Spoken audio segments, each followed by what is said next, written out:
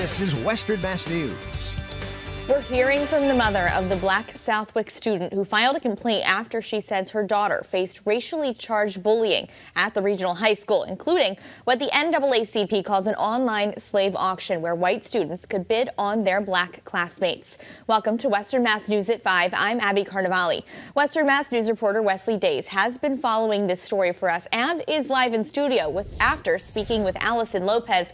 Wesley, you spoke about a number of topics when it relates to these incidents. We did, Abby. Lopez's daughter is a student at the regional high school. Our conversation tonight comes days after a push from the Greater Springfield NAACP branch to investigate those claims of derogatory racial remarks, including use of the N-word being hurled at this young student, and claims of an online slave auction that you just spoke about, Abby, where white students could bid on those black students. Fast forward 36 hours, we heard from officials in the Southwick, Tallinn, Granville Regional School District, including Superintendent Jennifer Willard, who says, quote, on Monday, February 12, 2024, the district sent an email to the school community informing them of a highly inappropriate and racist conversation on Snapchat that involves students at Southwick Regional School. The district investigated the situation in accordance with its established policies and protocols.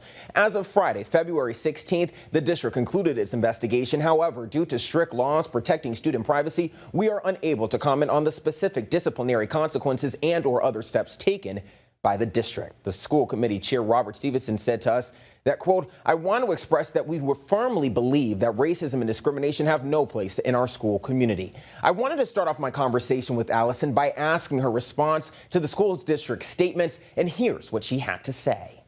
They have conducted an investigation, first and foremost, Wesley, and my daughter has not been investigated. They have not spoken to my daughter. Allison says the only person that has spoken with her daughter came forward after she came forward was the assistant principal. Now, tonight at 6, my conversation with Allison continues. Reporting live in studio, Wesley Days, Western Mass News.